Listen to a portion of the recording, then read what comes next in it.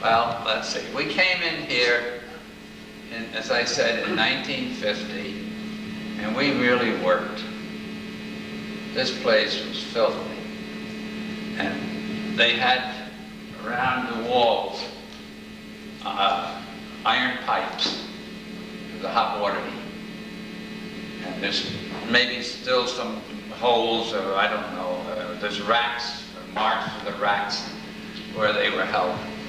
We finally had to get them out, but we used to put that steam boiler on, and when it got up certain steam, they broke off the heating pipe somewhere. I suppose they sold them for junk, and the steam used to shoot off. So then we would run down, open the door on the furnace till it cooled down enough. Then we'd run down again and get heat up till the steam popped out.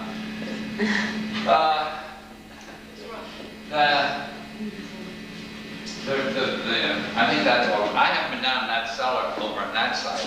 I don't know when, since it flooded, I don't think, one time. The water pipe comes in through there, and we had no heat on, and broke. The water pipe froze and broke, and there was about 4 foot of water. They had to shut it off on the street. Well then... George, was it a coach house or was it a stable? Coach house. This was the room for the coaches. Now, I don't know if they brought them in through this front door. I was always told when they had horses, they drove the horses in. And the carriages were loosened and brought in here. The horses were taken over in the workshop. And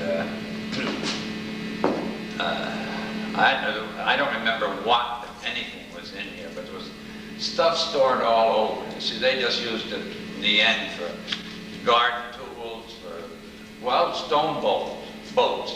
We had many of them.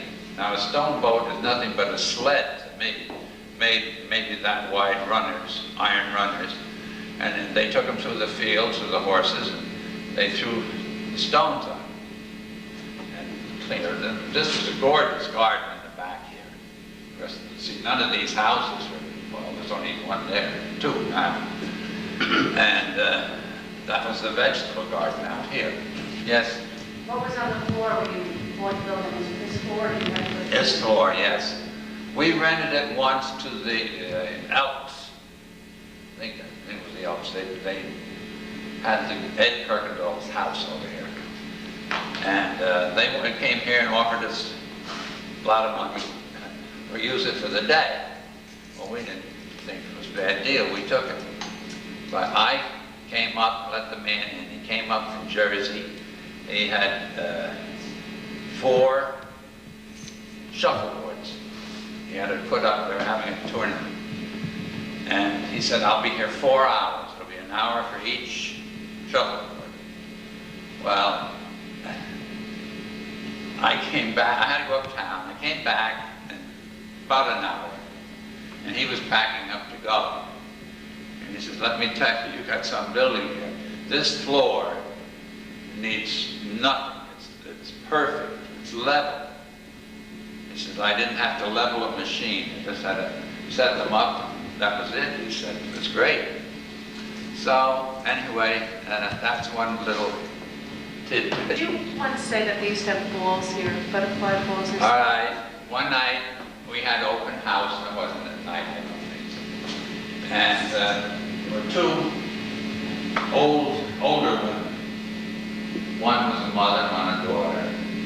They lived over here. I don't know what's back in there now, but it was next to Mr. Ed's house. A big white house. And they lived there because they had been at least, let's call it society. And there was money, but it was gone. And they were here. She was a harpist. Oh, beautiful. Beautiful harp concerts. And then they said, after the entertainment, I said, we often wonder if Mrs. Coykendall spins in her grave or anything, because we have parties here and we go on all night. We break up usually around 6 in the morning. And the daughter got up and she says, my mother told me to tell you, She was sitting right next, she couldn't get up, of course. She says, she just wanted you to know not to worry about Mrs. Coykendall because she opened this with a butterfly ball. And it was the most gorgeous thing that Kingston has ever seen, she said, as far as we're concerned. The whole place was decorated from New York. He came up and did it. And so you see, they were a little modern in those days that we think they didn't know what was going on. They did. So, I better shut off a minute. That used for probably the derrick of sleds, and possibly wagons. Another thing that I know, they took the wagons over in the lot here where Dr. Boyd's house is and the rest of those new houses and burnt them. And they also sent all their beautiful gold encrusted china over there with the monogram on it and had it smashed because they didn't want anybody to have Coykendall dishes. Now that's been told to me. I'll tell you where we got a lot of information. Down the end of this street, you know, it dead ends on the other side of Westchester.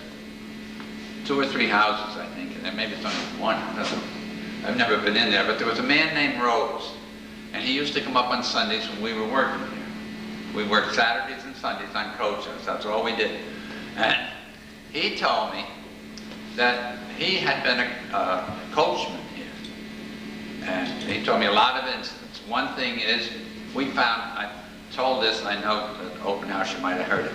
There were 2 or 3 barrels, maybe 4 barrels in the cellar. Big things. No one guy or 2 guys, I don't think, could lift them. Full of heavy powder.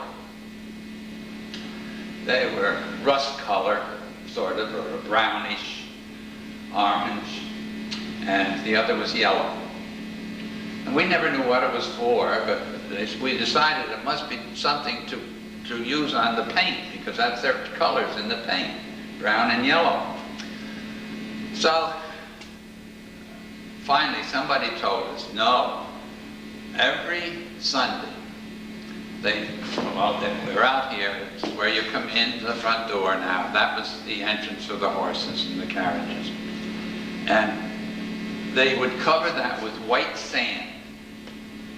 And all the way out between the stalls, I mean, the middle of the room, out to the workshop, was all white sand. And then they have, we have them yet in the building, stencils, metal stencils. And they would lay them along and make designs with this color. Their colors was used to make these edgings on the walk and then star in the middle and so forth. And people came, the old coachman told me this finally. He said, well, sure, people came up here, they had nothing to do on Sunday except sit on their front porch or go out for a walk. And they walked here and they walked in Montrepose Cemetery. Now, you know, we're a lot different today in many ways, but maybe we'd be better off if we took a few walks. Anything? As the deed is dated 1895. So we think it was built in maybe 96. Hey. Before we continue, I want to thank you again, George, for this wonderful tour. Even though we're just beginning, with 40 years worth of memories in your head, it's no wonder you are our historian. All right. Now, right here, which is our kitchen, was the, I have a name for it, where they keep the harness. Tack. And they tell me there were beautiful brass hooks, racks, and so forth. All lovely stuff. They were all stolen. And, well, of course, they sold the brass. So they made money on it. Now, this is one of the rooms that had the sand on the floor. They laid as far as I know, around the edge, they laid these stencils and they poured in there the colored dust and picked them up and they had designs. I understand there was even designs out there on the runway or the lift or whatever you call it there where the horses walked out.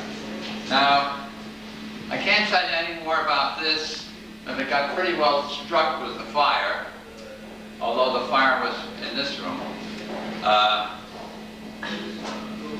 Well, we've changed some things. That overhead door is not used and wasn't here. And this door, in that room, we closed that up because of heat loss. So I think we'll go on into this room, which is our workshop.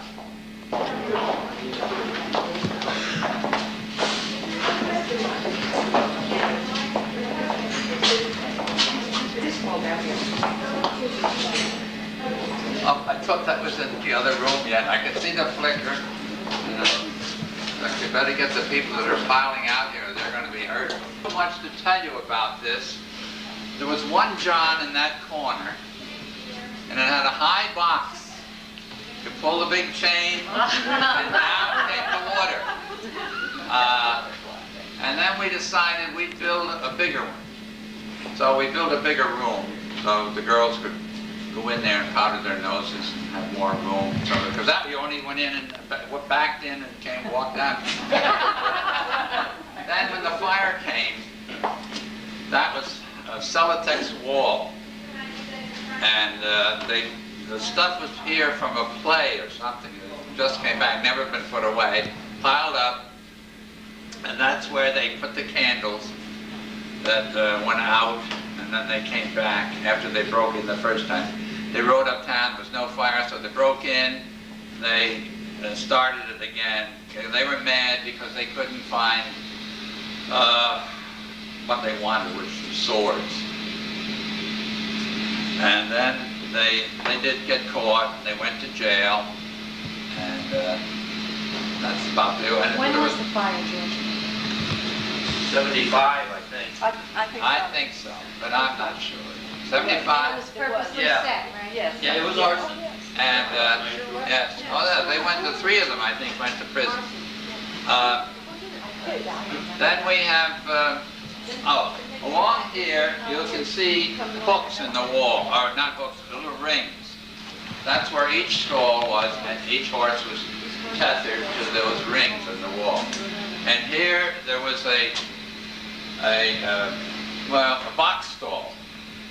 And I had, but I brought it back here, I don't know what happened to it, a label, wooden label that was on the door, Princess. So that must have been, now very, very fussy they were, she was, about her horse. If they took her uptown for an hour shopping, then they had to bring the horse back here, unhitch it, put it in the stable, and go back in an hour to pick her up, if that's what she was going to be. Or if she was to, I don't suppose they went to cocktail parties, they had teas, didn't they? Something like that. If she was, the horse always had to come back. They never stood in the street.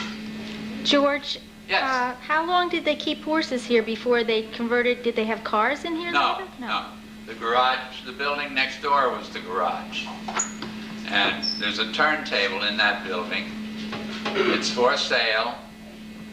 They have a lovely apartment upstairs. And they drove in, and then they could push somehow. I never saw it done, but they had a turntable, and then they could back the cars in other places, so they were headed out. Big deal, you know. I thought, but I suppose it was nice. How many years was this vacant then? That I don't know. It must have been Nobody, vacant. and nobody Other than used it before. storage. No, I don't think anyone else ever seen. Although, yes, they did at one time store cars in there. It was a sales, I don't think it was Parsons Ford, but it might have been, and at the foot of Orchard Street here. And they did store cars in that room. I remember that. But I didn't pay much attention because I never thought to be a sort of a part owner of Coach House or anything like that. George, Yes. did any of the stable hands and grooms live here in the building? Whether they lived here or not, I don't know. But that room upstairs, now torn out, two could sleep there. And that's another thing. They wanted them to sleep there